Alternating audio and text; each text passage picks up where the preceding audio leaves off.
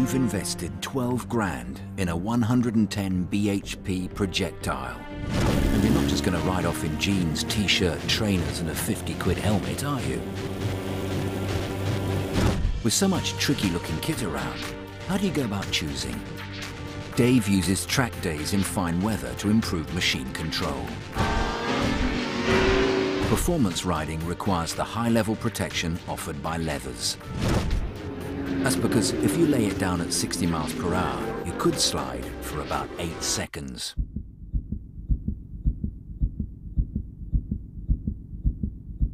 In that 8-second roll, the leather suit will save your skin with a couple of seconds to spare. Provided, and it's a big provided, it's made properly. Stitching is the first thing to go in a tumble, so it has to be double seam. The recommended thickness of anti-abrasion is 1.2 to 1.5 mil. A cheap 0.5 mil will just get you into a scrape. You need impact protection around vulnerable areas. Look for CE approval and large pieces of leather, as multi-seams can have weaknesses. The two-piece is more versatile. You can wear the jacket away from the road, but the zip's your weakest link. It can pull apart in a crash. Michelle uses her Blackbird to commute. Although man-made fabric kit doesn't have the impact protection of leather, it's more practical and offers a better protection from rain and cold. The choice comes down to conditions, machine and riding.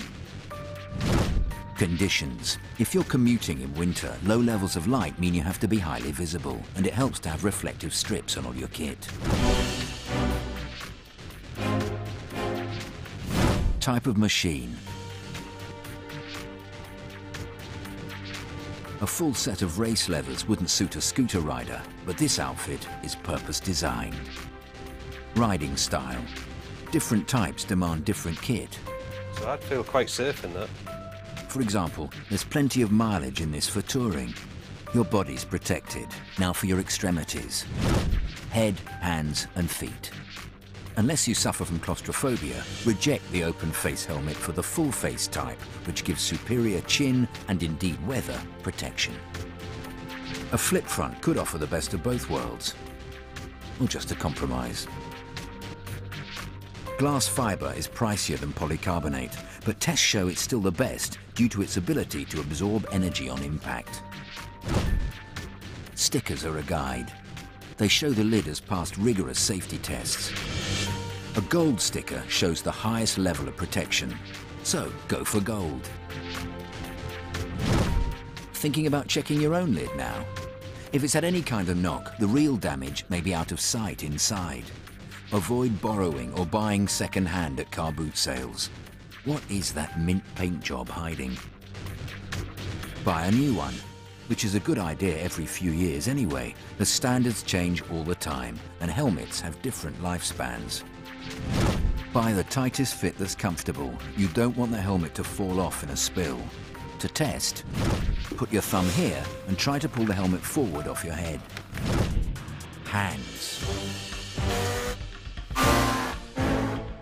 When you fall, your hands instinctively go out to save you. It's like being dragged along at 30 miles an hour doing a press-up. Devastating, especially if you work with your hands. Which is why gloves should have extra protection on the palms and double-stitched seams. Some have knuckle and finger protection too. Feet. Ankles are very prone to injury, so there's no substitute for a strong pair of boots. Trainer-style boots aimed at scooter riders are now included in the range. Look for good all-round support with impact protection around the ankle. At the end of the day, it's a trade-off between comfort, protection, price and style. But be guided by the worst-case scenario, weigh up what you're worth and buy the best you can afford.